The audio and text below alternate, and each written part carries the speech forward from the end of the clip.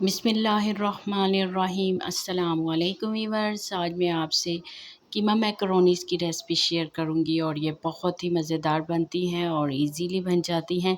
उसके लिए मेरे पास फ्रीज़ हुआ कीमा है, हाफ़ केजी है ये, और एक गुट्टी मैंने लहसुन की ले ली है। साथ में 4 अदद टमाटर की रफ़ कटिंग कर ली है और 2 अदद प्याज की और 4 से 5 सब्ज़ मिर्च मैंने ले ली है।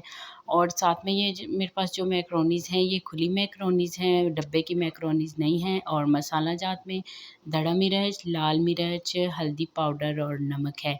इससे पहले भी मैं अपने चैनल पे बहुत दफ़ा मैक्रोनीज़ की वीडियो अपलोड कर चुकी हूँ, लेकिन आज मैं खुली मैक्रोनीज़ का इस्तेमाल कर रही हूँ, तो मैंने सोचा कि ये मेरे से कैसे बनेंगी मैं आपसे भी शेयर करूँ और आपको भी बता सकूँ कि हम खुली मैक्रोनीज़ यूज़ करें या डब्बे वाली, कौन सी हमारे लिए बेहतर है। तो चलते हैं और देखते हैं कि ये कैसी बनेगी।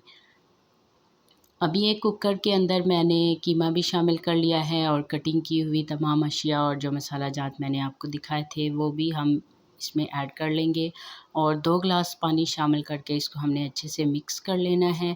और फिर कुकर को बंद करके हमने इसको 25 से 30 मिनट के लिए चलाना है, क्योंकि ये फ्रीज़ हुआ कीमा है तो इसको थोड़ा टाइम लगेगा। और मैक्रोनीज़ बॉयल करने के लिए मैंने एक बड़े देगचे में पानी ले लिया है और उसमें मैंने 1 चम्मच नमक शामिल किया है। साथ में मैं इसमें शामिल करूँगी कुकिंग ऑयल 2 से 3 चम्मच।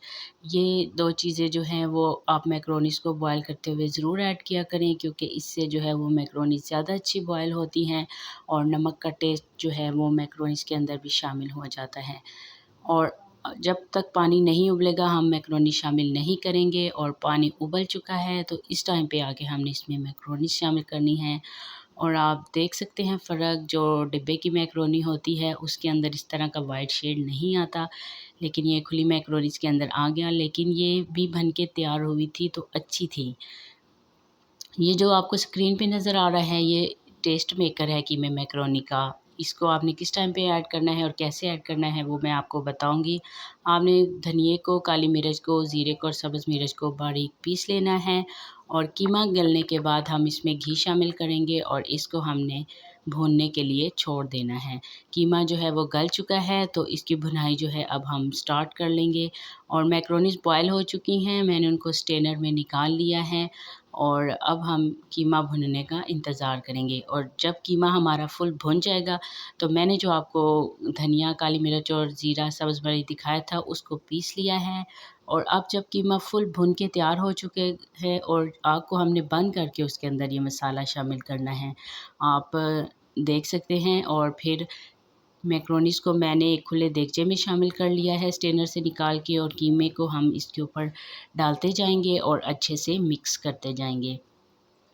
कीमे को आपने मैक्रोनीज़ के साथ बहुत आराम से मिक्स करना है और अच्छे से मिक्स करने के बाद हम इसको 10 से 15 मिनट के लिए धीमी आंच पे दम लगाएंगे, ताकि कीमे का जो वो टेस्ट है मैक्रोनीज़ के साथ बहुत अच्छे से मिक्स हो जाए।